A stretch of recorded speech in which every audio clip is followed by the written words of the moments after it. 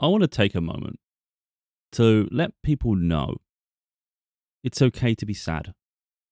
The reality is, everyone's going to feel sadness at various points of their life. And I would suggest that the majority of people are suffering some sadness every day. And I don't think that personally, I don't think that matters.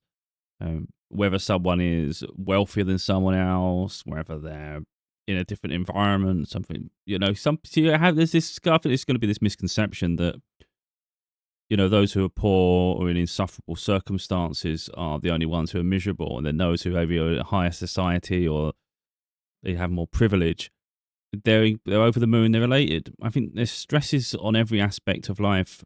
And I don't think it matters what side of the spectrum you are on in that regard. So effectively, I think it's like make peace with the fact that in life, in general, you're going to suffer sadness. It happens to everybody. It happens to all of us. I'm quite transparent. You see me on my videos. There'll be some times when I'm absolutely at rock bottom. There'll be other times when I'm almost on the top of a mountain. It's like that's the highs and lows of life, though, isn't it? There was something I was thinking about which really brought me to this, and then obviously my mind goes in different directions, but it kind of goes full circle here. Because I was thinking about the fact that, like, being intelligent. Now, I'm not saying I'm the most intelligent person. I'm just saying I'm intelligent. But the real problem with intelligence in general is overthinking. So the reality is the more intelligent you are, the more you're going to overthink about things. And it sends you down a rabbit hole because you'll question this issue and you'll question that and this and that. And then all of a sudden it just starts to unravel and it blends into something else and it can morph. So it can just keep snowballing into this massive thing.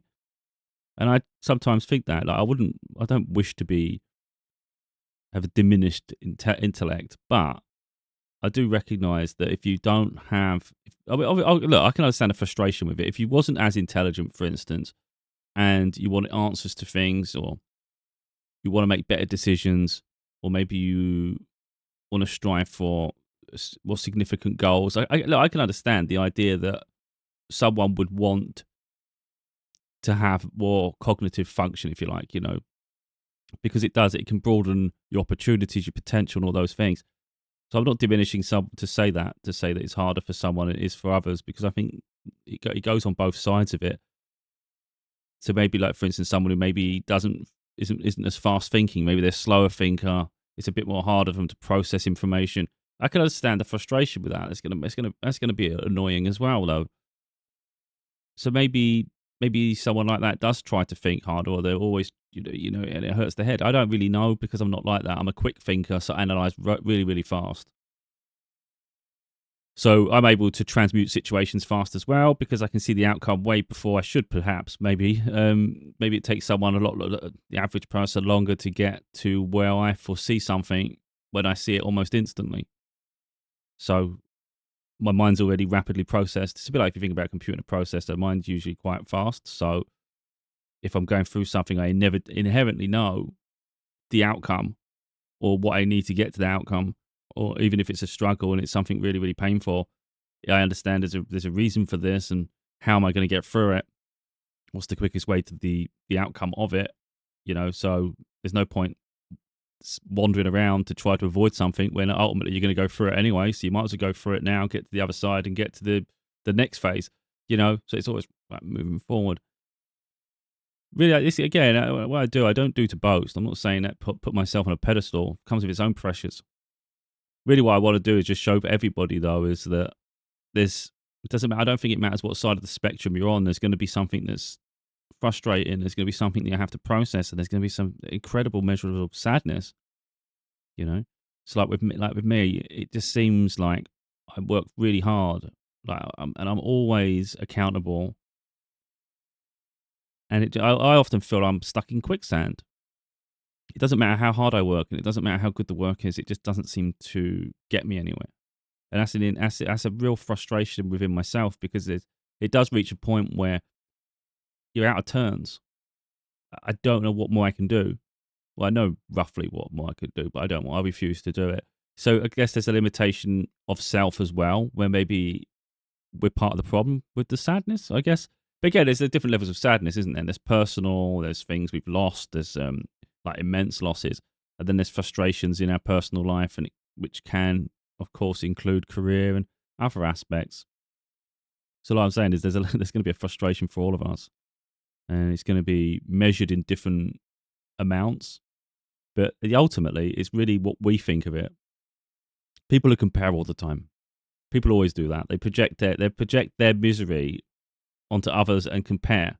And it's the thing is, it's not, life isn't about comparing all the time. It's just understanding that we all suffer. And I think if you can understand that and go through life kind of balanced. So someone might be going through something that's really heavy. You're going through something, and maybe they hear that you're feeling a bit down, but theirs is like maybe their circumstance is a bit more serious. So they diminish what you're saying and think, oh, that's just so trivial. Perhaps it is, but I still feel sad. But you know what I mean. So you're going to get that in every aspect of life, aren't you? Where someone's always going to portray something as being worse or better, or ultimately though, it's just recognizing your own journey that it's hard, because life is rarely fair anyway. Like I can't think of much in life that is fair. If you think about it, like if you go deep enough with it, you could see someone. Let's say you're single, you're alone, and someone else has a family, they're in love and they're married. So you've got two ends of a spectrum. On your side, it's not fair. Like you've got a kind heart, you've got a lot of love to give. You've lived to a high moral, and yet nothing seems to work out for you. Why everybody else, maybe someone else has that fairy tale, and in that moment, you're the one that's maybe sadder than them. Now, again, this isn't to say which is better. This is just an example of. But so the perception then would be, what do you know of sadness? I'm alone every day. Life is a struggle. I don't want to keep living like this, and yet every day I have to. That's a hard thing to cope with in life, isn't it? It is a heavy load. If maybe you, like, for instance, I'm alone, but I think some people are, maybe some people are truly alone in the fact they don't have anyone. Like I have my daughter, she's a teenage, so she's getting older now, so our dynamics changing, and I'm quite excited about the future. So there's things to look forward to, and I'm not like truly alone, but I don't have that family dynamic that I used to cherish, So I can understand both sides if you look at it that way. But the reality is, let's say you look and you think someone's truly alone, someone else has a family, got a lot of love around them, they build a beautiful life. But again, there's stresses involved within that experience. You've got all the financial responsibilities, you've got the pressures of everybody's lives, you feel protective of other people. Some people are going to maybe make decisions you don't necessarily agree with. So from the outside, it looks like a beautiful dynamic. Internally, there could be disputes, there could be fighting, there could be things where maybe people are just triggering them. Maybe there's lack of space, there's lack of independence. So there's pressures everywhere. They're restless. It swings and roundabouts. But the reality is, let's say, as tough as it is to be alone, people that have a family, let's say they start to lose loved ones. Let's say someone dies. Look, I find love and loss are the two hardest things in life. Like personally, I struggle with it a lot. Like heartbreak is one of the things that really is. It is really, because when I get attached emotionally, I feel connected to someone. It's a bit like if you think of like Avatar. Do you know in Avatar when they get the hair thing, and then they connect with their I don't even know what you call it. Them animals, the ones that fly. I don't know, but they create a bond with them, don't they? And it's like that's theirs now. They're connected. That's kind of how I feel. So when I allow that, when that connection like that happens, it doesn't happen often for me in life at all. It's incredibly rare. So I consider it precious. And it doesn't have to be someone dies, but when the loss of a connection ends, I have a hard time with it, like deeply hard time with it. I think nowadays I'm more evolved now than I was when I've gone through such hardships. So I've no doubt I'd be able to transcend beyond it because I can look at the bigger picture now and I can understand their journey takes them that way. My journey's just going this way. So I think I'll handle it better than I have in the past. But it's still, I think personally, it's the hardest thing to cope with in life. Like, I think, because it pulls at every side of your emotions. I think for some people maybe who haven't really discovered themselves, it will make you question your own value, your own self-worth, any importance, whether you're attractive to someone else physically and even internally. whether you've done something wrong, you could have done more. It does make you question every aspect of yourself. And it's just really important you don't lose yourself entirely to the perception someone else has of you, because that's just one person, really. And of course, that one person can influence the perspective of others. So they can spread lies, gossip, whatever about you. And then maybe that pressure comes on you and you start to question yourself. But ultimately, it's about finding yourself, But yeah, like I say, I think loss is a really hard thing to handle. So perhaps being alone isn't so bad after all.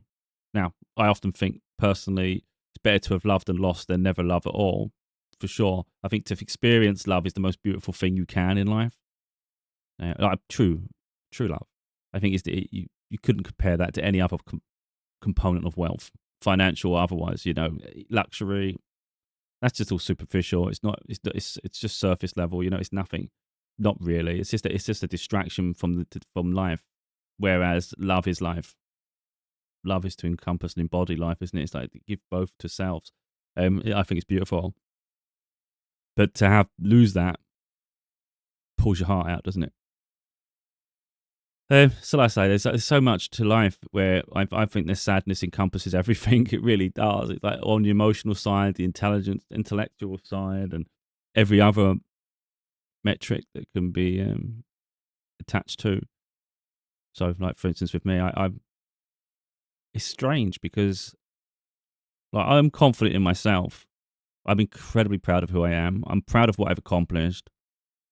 I often think I could do more. So that's only because I'm a fast thinker. So there's an eternal pressure on myself to always do more because I have the capacity to do more. But then when you think about it, it's like I do a lot. Right, you can still do more. So there's always an internal pressure of self. But even away from that, I just feel like I've worked hard on who I am, refining who I am. I deserve some level of happiness. So I'm not looking for sympathy, never have. That's not what I do. I don't do any of this for that. I'm comfortable as myself. So it's not like I need someone to give me any level of validation or anything. So I already have that in me, It's just really that love of someone would be nice, but it has to be the right person. Otherwise, we're going down the same repeated cycle of chaos, aren't we? Who needs that hassle? So a love eludes me. Perhaps it always will.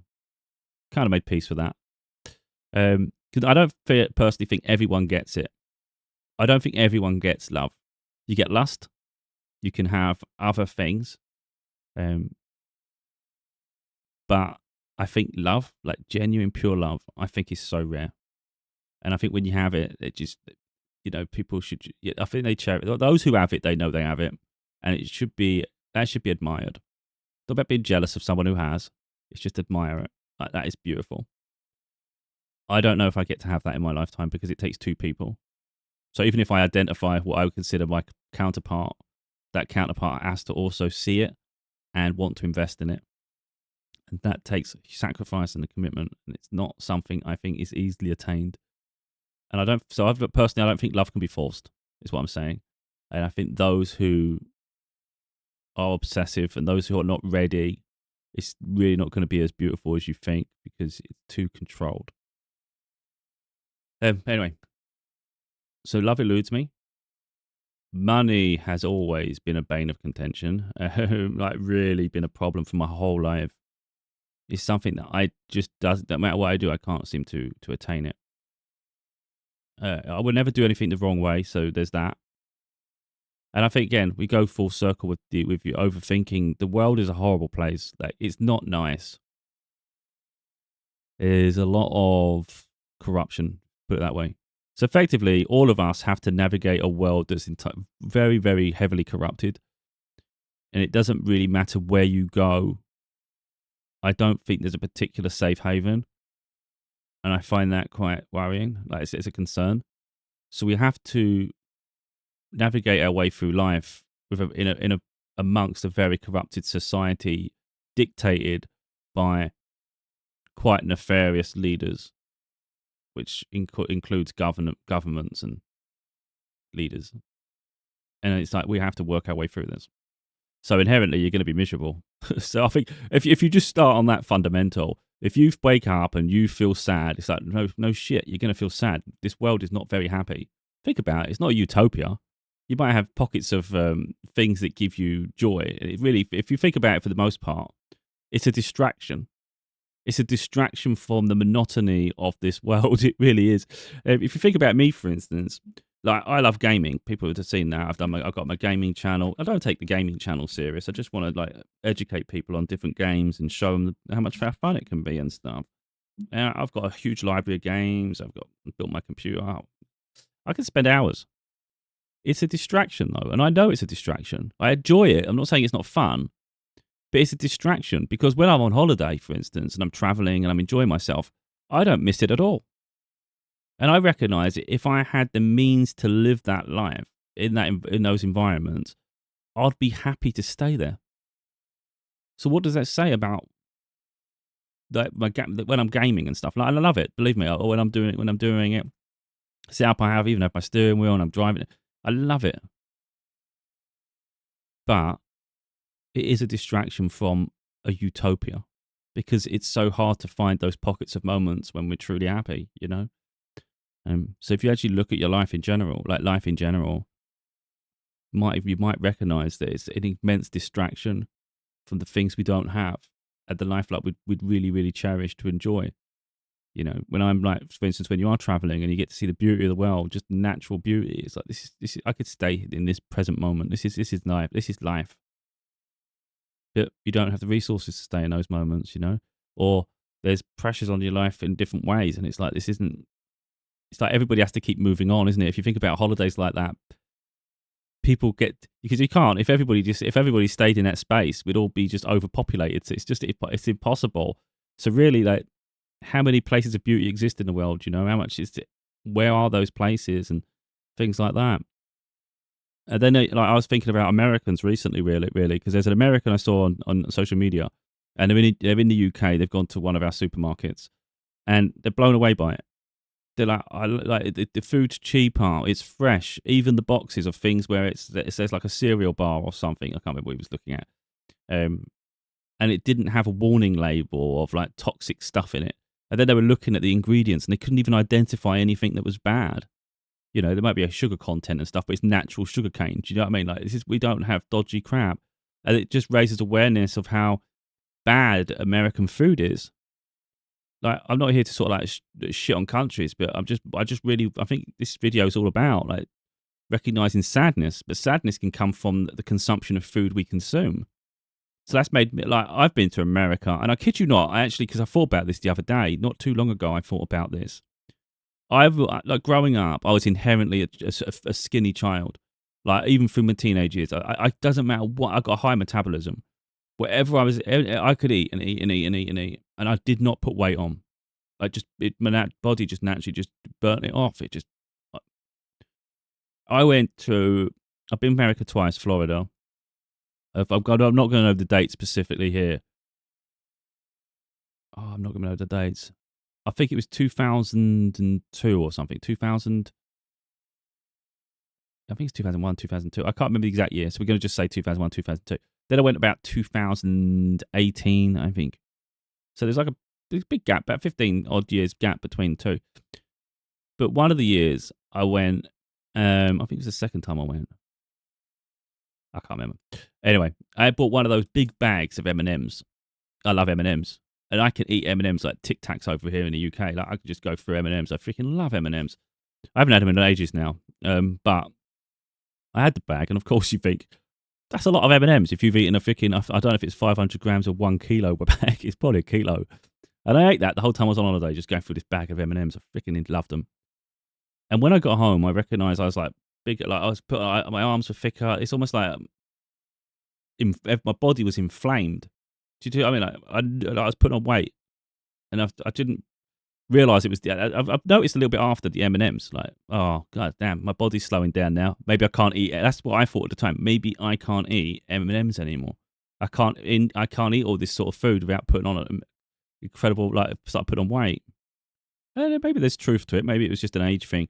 I don't think it was, because the correlation between the fact that I'd just come back from America and I put the weight on, and before that I couldn't do anything, and Not being funny. I ate a lot of cakes and shit before I went away. You know what I mean? I didn't put on weight. That actually now, because like hearing an American coming to the UK and thinking about that in the back of my mind, I don't. I am not. I don't. I see this a lot where Americans say that like everybody wants to come here. I don't think most people do. I think people who aren't thinking about the little things in life and they see the lights. So you see the billboard stuff. You know, you see what you see on TV. That makes people excited to be in America. I think about all sides of society. Me, you see it through my content. I'm an overanalyzer. I think about every little detail. You know, America for me has. I've always said it. America has the potential to be incredible, but it's too corrupt, and it stems even from governments. If you look, I don't want to go on a huge political tangent here, but just look at the government, how corrupt it is, and the way it filters down. And the fact that a lot of them, like senators and whatnot, they'll get bought out by people and they'll get replaced by, like, you get Trump. He just replaces people who can make important decisions with people who are loyal to him. So it's all like, it's completely corrupt, isn't it? It's all been set, like, it's imposed to fit someone's narrative and agendas. And that always filters down from the top down into the other levels. And you see it now, like, even if, like, again, I'm not trying to go on a huge societal thing here. I'm going to try not to. But you see it with the race issues in America. There's so much of this, even from the police to just people in society, where some think it's absolutely appropriate that other people have their lives destroyed just because they don't have the same ancestry as them. You know, they don't. It's all bigotry, really. It's outrageous because someone has privilege. They don't care about the lives of others. Everybody doesn't have any. There's no value to their life. That's sick to me. Personally, I think it actually makes me feel sick that people have that opinion of people. You know, you literally can't even relate and you've got no empathy at all. It's outrageous.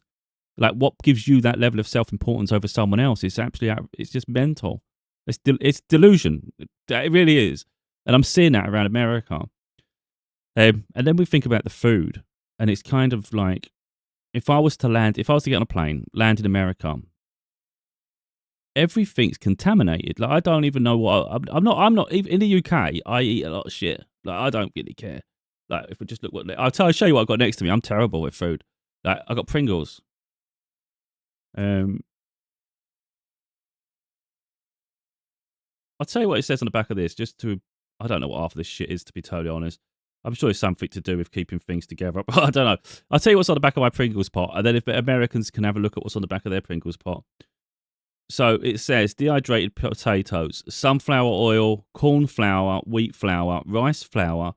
This is the thing I don't know. Maltodextrin, don't know what that is. Emulsifier E471, rapeseed oil, reduced sodium, sea salt. There's a colour. May contain milk, soy. That's it. That's in my Pringles. I've been eating them like crazy last night. Not lots. I'm not like a pig. This will probably throw some people off. Like America, we call biscuits. Americans call cookies and shit. I love biscuits, like cookies, because I recognise that unlike chocolate that don't melt, make mess. I've got a box of cookies right next to me when I'm sitting at my desk. I like to make my hot drink. I have tea. I like my tea, but I have coffee as well. And I like my biscuit next to me, and I'll have about 5 maybe. Dip them in, enjoy myself. I've even got a pack of cookies right next to me this side. But that's me, you know. I like my shit. It's just yeah. But the point is, like, I'm not. That is in the UK. That's not considered healthy. That's not. There'd be an outcry that's too much sugar, and I get it. So that's what I'm actually reduced over the past few months. I've reduced my sugar a lot. Like, I still have sugar in my drinks. I still have biscuits and things, but not to the level I was before. Because I do take that serious. I recognise that if you continue it, you can have a problem. And that's more with natural ingredients, though. Like, what chance would I have in America? That's a concern I have. If there was a reason for me to travel to America, what the hell can I eat? Like, I'm not asking for something to be like absolutely organic and perfect in its conception. What is not got toxic shit put in it? And you see Americans, they're obese. And not all Americans are obese, but it's not just that they're obese. They have serious health conditions that are hard to identify sometimes. it's probably coming from what's in your food. It's probably not even it's not even your fault, but you probably made to feel like maybe you've made a mistake. You should look after yourself. You should. What chance do you have when there's an entire country that's full of toxic chemicals? And that's so America for me. Like if you actually like picture it, I consider it a place that has the potential to be incredibly beautiful. It could thrive because it's already got the mass appeal. But instead, I consider it like Homer Simpson with his nuclear factory. You know, some lunatics just keep pressing buttons and shit, and you've just got this chemical toxins that just run in the bloody water and run in the freaking sky and goes through all the food and shit. So the idea that the average person dreams of a life in America, it's like we really don't. We really don't. If it was vastly improved, it could be beautiful, yeah, for sure. But no, doesn't appeal to me. I prefer cozy. There's a lot of people that absolutely in the UK. There's a lot of people that absolutely hate England. They get fed up. They're like, I want to leave. I get it. Some parts are miserable, and it's like, there's certain areas that are becoming like concrete jungle. It looks dire, you know, and you think, oh, this is just shit. But there's more to areas than just that. It's like just move into the countryside a little bit, and you start to see different aspects. And I think just adjust your life. Like I would always promote the UK, England. I love it. When you land, even when you come back from holiday, it's nice. Like I love Greece and stuff. It's just beautiful. It's quaint. It's what I like. I think when you just see the coast and things, you think this is absolutely the most beautiful thing you've seen. And you think, oh God, I've got to go home. And then you're flying in, and you still miss it. Of course you do. It's incredible. It's nice, sunny all the time. Like a lot of time. Well, it ain't bad, but you're flying in, and it's home. Because you're seeing obviously from a distance, but you see all these fields, and it's quintessential England. You know what you would imagine England back in the day. It's still there. It's still there. And that's what I feel. So I love England. So if I spend my whole life here, it's like I'm happy. But in that regard, it's just little things missing. That's all. But I don't sort of go to the shop worrying about what's inside my food. It's more a personal choice of what I decide to eat is the only issue there. So again, that's going to have a bearing on people's lives, isn't it? Like the food you can intake and your options. And then I personally think if you think geographically and you think around the world, there's other parts of life where people are going to feel sad, isn't there? Because you might be born in a region that's incredibly religious. So there's a culture that's doctrined into you, and you might fight against it. Maybe you think outside the box and you start thinking, this don't really make sense. I don't really believe in this thing. I think this is too regimented. I think we should have freedom to express ourselves and have originality and have our own identity. But this is really, really restrictive, and you can't dare speak out. So you're going to feel, someone in that situation is going to feel incredibly frustrated, aren't they? And even if you're not in those places, you may be somewhere that's a bit liberal, a bit more open, and then you still can't be like that because, again, there's something expected of you.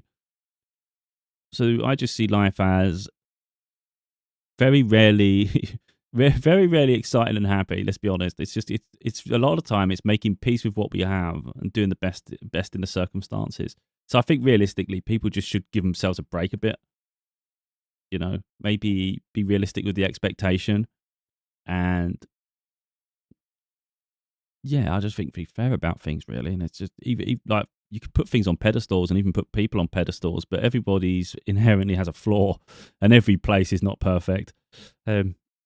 So I often think, for instance, if someone pins all their hopes and dreams on like a move, a relocation, and I'm not saying that won't change their life because maybe that's what suits them and that will change them. I do think there's a naivety, though, that sometimes people think if I change this, everything's going to be better. And it's not really. It's only going to really get better when you evolve your behavioral traits. So, for instance, if you have an addiction towards something, let's say you're a attention seeker, you can't, or you like physical intimacy and you can't go without it, no matter how toxic the partner is. And then you say, oh, all I meet is bad, horrible people here. I can't wait to move to, if you're in the UK, for instance, let's say, I'm going to move to Ireland, or I'm going to move to Spain, or I'm going to go to Australia, or America, or whatever. But you still have that mindset of I can't cope without someone else's attention. I don't think it matters where you go. There's going to be toxic people everywhere. We're in a blinking corrupt society. People will take advantage of you anytime they can. So if people, I don't want to go on a huge, like any spiritual thing here either, but it's like if you allow anybody to violate your vessel, if you like, tap into your energy, you're not really respecting yourself, are you? And who knows what you're mixing with? That's a problem. Like, but people don't see it like that. They see it all surface level, and then they wonder maybe why their energy's off, why they're not feeling right, why they feel scattered. It's like, yeah, because you're absorbing other people's shit. But it ain't for me to go that deep with it, because because some people just get caught up in lust, and it's. But anyway, but you could argue at least they're getting, at least they're having something fun in their life. I get it swings and roundabouts, isn't it? But ultimately, yeah, it's just like I say, it did start. This all started with me just thinking about how hard it gets when you have a level of intelligence that just starts overthinking. Like I say, with me, I just think I work hard at what I do, and it doesn't seem to work. It's weird. It's just weird. Yeah, it's almost like the world at the moment. The world favors the corrupt, and if you match that energy sequence, you become successful. And people that do things the right way are a problem to that regime. So if you're here to do good things, it's harder. That's what it feels like anyway. So when I start going crazy with when I start overthinking, it can make things spiral, because you'll then you'll realize that you work hard for this and this doesn't work. But then why doesn't that work? Why is that corrupt? Why does this? What more could you do in that circumstance? And then you start to maybe reflect upon the fact that the average person maybe doesn't have morals at the moment. They don't. Again, it's become a bit of a feeding frenzy, a bit like piranha fish. People see an opportunity and they just scavenge. You used to say it with Black Friday. I think that's a good example of it. When Black Friday came, I never really saw it myself because I don't really like busy crowds. So I wouldn't put myself in an environment like that just to save a few quid. I'd rather lose the money in my pocket and pay a little bit more than deal with that. That's my idea of a nightmare, to be totally honest. And I'd pay to not be in that nightmare. That's how I am. It's just, it's not worth selling out and being a lunatic just for a few quid. But some people are. You put a few pound, some money around them, and they go mad. They've shown it. And that's what people are like. And then that's what you're surrounded by. Think about it that way. Another example, I don't know what it was like in America, but in COVID-19 in the UK, there was a shortage of toilet roll. Loo roll, I don't know what you call it in America. And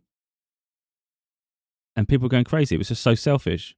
They didn't care that other people, if there's not enough and people are buying surplus, what does that mean? There's not going to be enough for those other people who genuinely need it at a given moment. But people didn't care because they were hoarding it for their own self-serving reasons, It was like survival of the fittest. It was like literally, it was an example of an apocalypse. And I watched on thinking, this is just mental. I don't know how people behave like this. I didn't have the financial resources to join in anyway. But even in any event, I wouldn't have done so. No, I can't behave like that. It's like I couldn't walk into a store and just buy everything off the shelf, knowing there's going to be other people coming behind me and are going to need things. Like I'm not. My mind don't work like that. I couldn't. I don't have to. My conscience wouldn't allow it. I'll be thinking of like maybe some woman's just finished work and she might need something, and an old man comes in and they're looking for something, and maybe there's a family and there's kids needing this. There's people that need things. It's not all about just us, and I can't understand how some people just can't fathom that on any like level of society. Everybody needs to exist, and the more we support each other and actually have respect for one another, I just think the more society thrives. Like, how the hell can society thrive when people are just self-serving all the time? How does anything improve like that? It's just greed, and it just inspires greed. And that's where we're at to. So reality is, if you think about all of those things, realistically, if you think about if we're talking about every day, I'm not saying you can never be happy, because I think that's just ridiculous. Of course we could be happy. But if you ask the question, why can't I be happy every day? It's like it's not even possible. It's not even possible to be happy every day. How the hell can it be when we're surrounded by so much toxic crap on every level, every layer of society is toxic as shit, and it's up to us to navigate through it. So like you could be having the best day possible, and you could be perfectly fine. And then all of a sudden, along your journey, let's say he's going for a day out, you enjoyed yourself, you've gone for a nice drive, but now all of a sudden there's someone trying to cut in. They've got no patience. Let's say you're on a main road, you've seen the turn way ahead of time. You thought, you know what, I'm gonna pull in early, and we're gonna wait. It's not long. It's like a minute and a half, 2 minutes. You know, traffic don't stay still for that long a lot of the time. Depends where you are, of course. But let's just say it's a few minutes, 5 minutes at the most. It's fine. We're getting there. We're always moving forward. We're not really sitting still that much. Traffic moves. And then some lunatic decides they're going to wait until the last second, and they'd rather cause a crash than just continue on to the next junction or something. And they couldn't. And they were behind you at one point, and they could have easily tucked in behind you. I see it all the time. And they're just stupid as shit. So they'll come pull in at the front, and they'll try and push in. People don't let them in. Now they're getting irate, then they're bibbing and getting aggressive and all those things. You know, you think about it. How the hell it's going to be hard to stay happy throughout the whole life when you've got idiots all the time who are just selfish. They got no respect for anyone because they're the only one that's important. They need to get there before you. Why? They don't know your journey. They don't know what you're doing. You know, they always think everything's just they're more important on every layer of life. They're just the perfect example of it. It's not that you're not in a rush. You're just prepared better. And you've got respect for those around you. So you've actually pulled in and doing it all reasonable. You always get an idiot that validates that no. Everybody should be out. You should just let people in, make it easy for them. Sometimes it's easy just to let them in and just get on with your life and let it flow. Then you're not stressed. So I get that. But why do these idiots exist in the first place? It's the question, isn't it? And they're the problem, if you think about it. They're the sort of people you have to navigate through. It's going to be that sort of idiot you're going to meet when you're maybe walking around a supermarket and you can't get something on the shelf because that person took everything off the shelf. That's the person arguing with the staff because they've got no respect for anyone around them. You know, they'll be the one when they're parking their car. They'll park over 2 lanes on purpose, and maybe you can't find a parking space now. You know, they'll be the ones that maybe park over your driveway so you can't get out of your house. There's going to be these people multiplied throughout society. You could be having a good day and you'll come across them somewhere. So your days, you can't expect days to be perfect because we have to manage life around these people.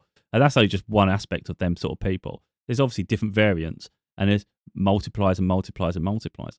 So at the moment, it's hard to find a society that's full of people who actually have compassion and decency. It's actually rare, isn't it, to have that sort of person in life. And of course, we've got other pressures. If we just talk about anything there, you've got like financial pressures and all sorts, haven't we, in every day? And even like maybe in work, the expectations you have there and the fact that people have their favourites and maybe you get stuck doing the same boring shit continuously and you're not appreciated for what you do. Doesn't make you feel too good. You're getting bored. You feel like a robot. It's stagnant. It's toxic. Maybe people gossip about. I had this in workplaces where people talk about the most boring shit, like, and they think it's the most important thing in the world. And I'm listening, thinking, actually, it's hurting my head. Like, I can't believe how trivial these conversations are. You know, and it actually used to drive me absolutely insane. I had to get away from them. Every time I was near them, I had to get away as fast as I can. You know, they'd even talk about like their partners, their sex life, their even the fact that they would be with someone else, even though they're married. It's like shit like that. I don't respect that sort of shit. You know, it doesn't make me a prude. Some people think that makes you a prude. No. I'm quite open with things, but I think when it comes to, personal intimacy and things like that, I don't see how for me personally, I don't see how it's a conversation piece. That's between you and your partner. You know, and you can have whatever conversation you want between you and your partner, being open to anything, whatever you are interested into. But I don't think it's for other people to be privy to. So I always think if that's your conversation piece, it just shows how not even stagnant, but it's like how diminished you are intellectually. That you can't have a stimulating conversation that's not having it with that as your topic of conversation. So it just shows like really your level. You're just so stunted intellectually. That's really your level of entertainment. It's like, wow.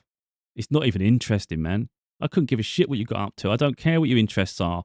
You know, I just don't care about any of that. So if someone's talking about it, it's like, for me, it's not even interesting, though. It's like, That's something personal for you. I'm not sharing what my interests are and who I am in that way. It's like, it's none of your business. It's not even fun. It's not even interesting. There's far bigger things to talk about in life. There's far more other interesting topics. And so I've got people like that working around me, and I'm just like, you are just so boring as shit to me. Like, God damn. You know what I mean? They think they're cool, and it's like, you're not. You're just an idiot. So, again, and that could be leaders. They could be like managers. They could be supervisors, you know? And it's like, oh my God, you're a moron. So yeah, I've had workplaces where people just drive me nuts, and places where maybe I'm not, where I'm not, well, not maybe, where I'm not appreciated for the value that I bring. You know, where I usually come up with good, I think, innovative ways of working. So sometimes it gets implemented, sometimes it gets ignored. You don't really get praise either way. Is what it is.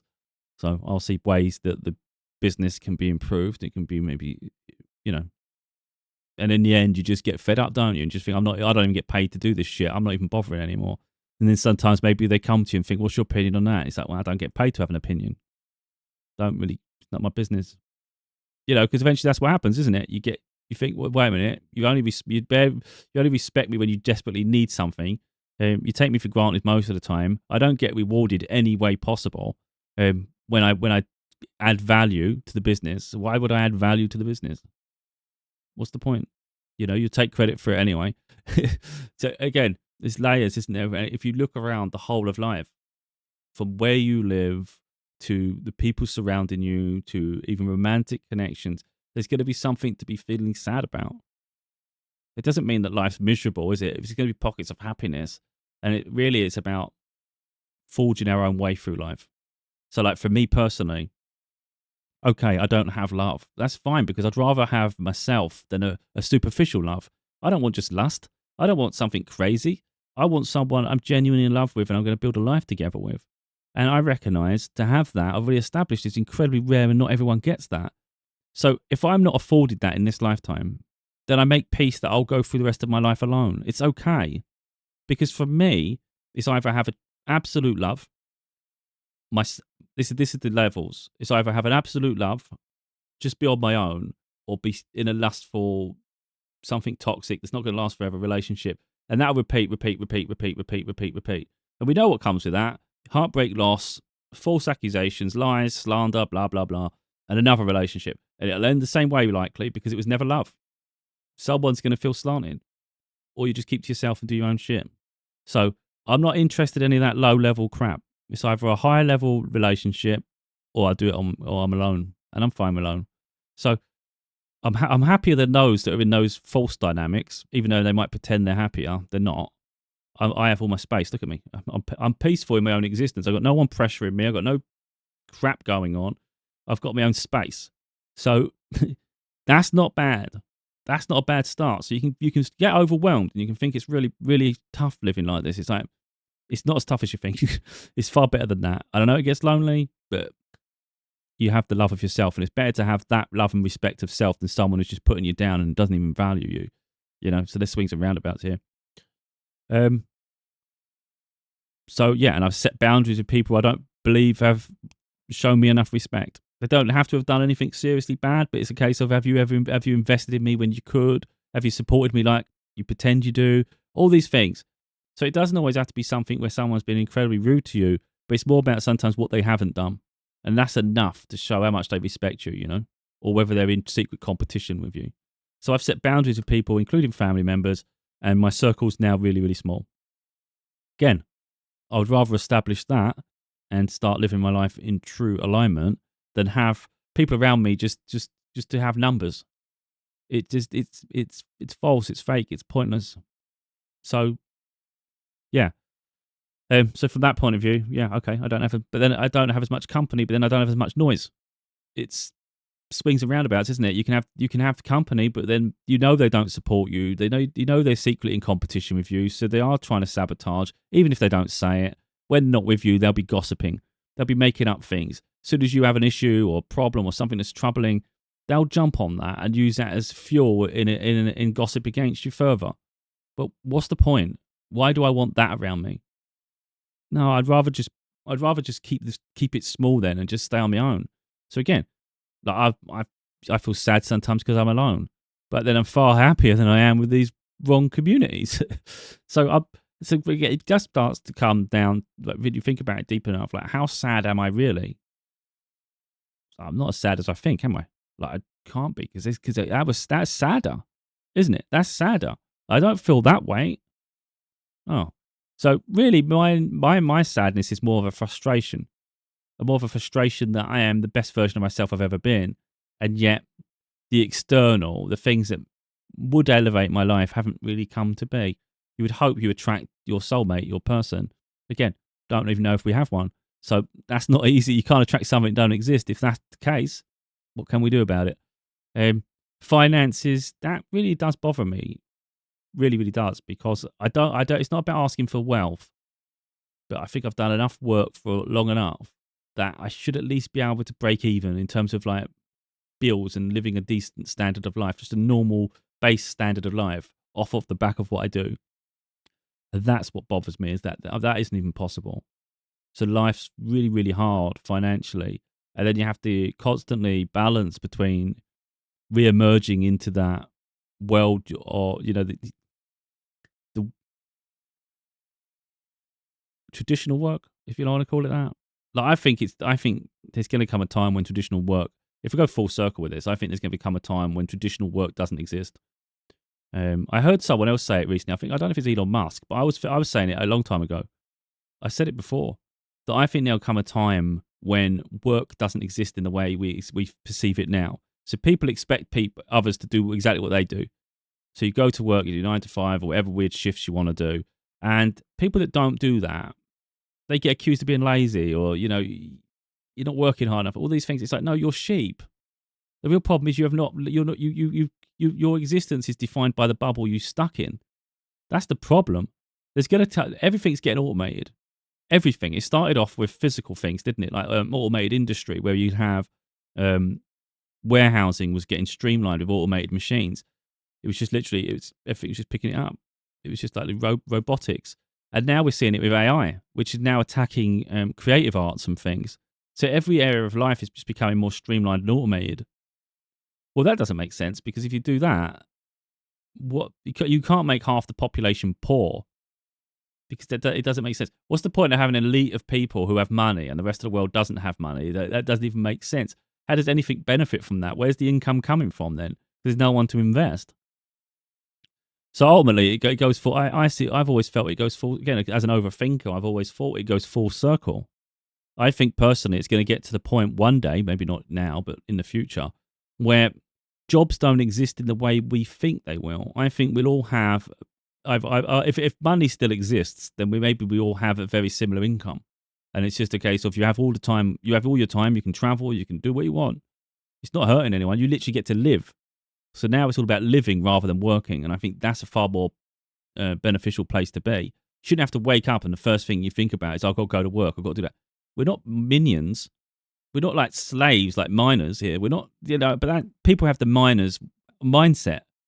And that's the thing that's always bothered me. That I'm not here to be a miner, but yet everybody's treated like that's expected of you. It's like, how's that normal? Think about it. How's that normal? We're humans. We're here to have an experience. We're here to go experience life. Life doesn't mean confine us to a box where we're all just like robots. No. The machines are going to do that now. That's fine. So don't get scared that those jobs are getting taken away. It's like, it's a blessing. Let that shit go. And then society has to evolve with it, doesn't it? So then people don't have to get defined by their jobs. But those who are defined by their jobs are going to have a real hard trouble with change, because without it, who are they? That becomes a problem. So they're going to be sad. Probably not. I don't think that'll happen in this this generation, though. Really, it's going to be over time, isn't it? But yeah, I think I can see things changing in that side of things. And then you've got to think about economics and things and society and how would that work. And that's why I say either money won't exist and life will be entirely different, or people have a certain standard of care where it's livable, it's fair, it's reasonable. It's not about status then. That's interesting if that happens. And I think personally work would be optional. So if you want to go off and do something, you can go and do it. So if you like construction work, I'm sure there's going to be something to dig, there's going to be something to build, there's going to be something you can contribute to. Even even like engineers, there'll be something to maintain. There'll always be robotics and things that need fixing. But you probably don't have to do that every day or every hour. You know, you don't have to go and do a long shift. You can go in for 2 or 3 hours, and someone else will want to go do for 2 or 3 hours. Maybe someone can't sleep at night. I can come in for a little bit if you need some help. You know, that's isn't that more manageable? But at the moment, everybody's expected to give that considerable parts of their time to not live. Like madness to me. I see a lot of jobs coming up that are late shifts, and I always think that's nuts. Like, I'm not doing that. If it's like, if this is, some of them say 5 out of 7, 2 p.m. to 10 p.m., and I'm like, right, first of all, you're not even guaranteeing the weekend off, which is nuts. But that's not the worst thing. To me, it's like, what? There's 7 days to a week, and 5 days of the week I have to have dinner at work. So I only get to have a meal at home or wherever I choose 2 times a week compared to the 7 I have. So I lose 5, and you take 5 of them, especially if you've got a family, it's even worse. So you're taking 5 days a week from my family because you're saying these are the hours I have to work, and it's the only shifts available. And I can have 2 meals a week with my family. Like, I know people do it, and they'll say they have to, and I get the pressure. I'd suggest you don't have to.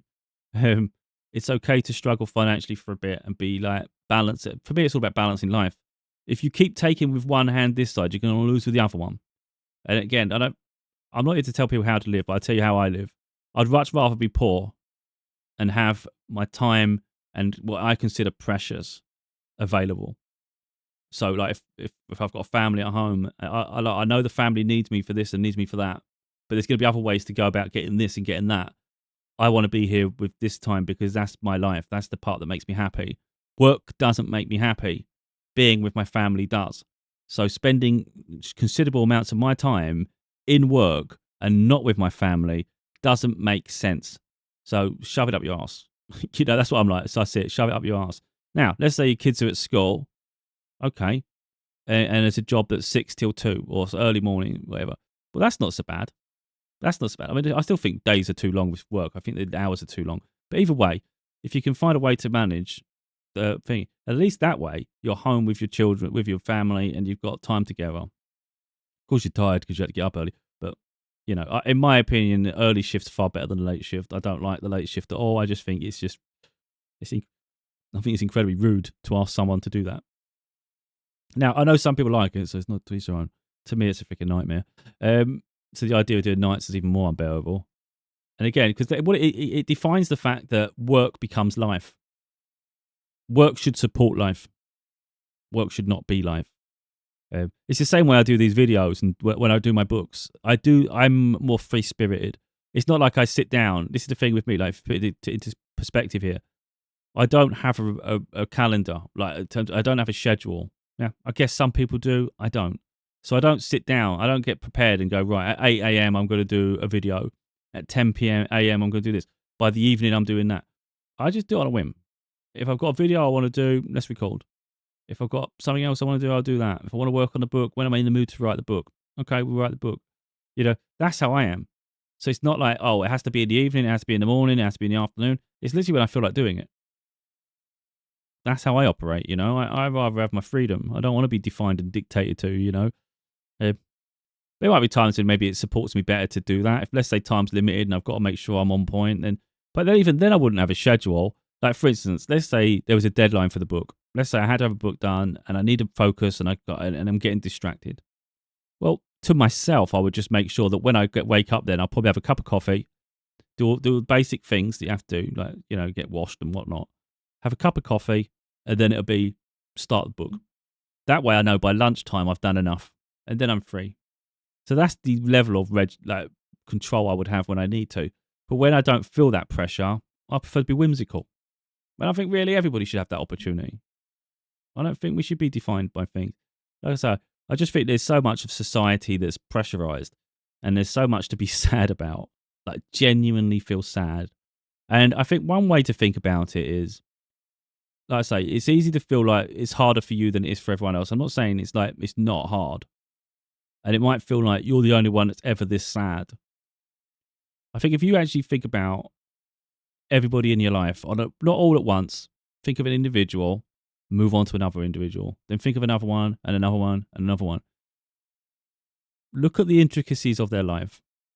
And I think you'll recognize that they're probably not as happy as they look.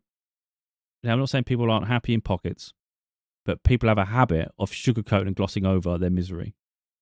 So you might think that it's not fair. Why is it always hard for me? It's hard for everyone.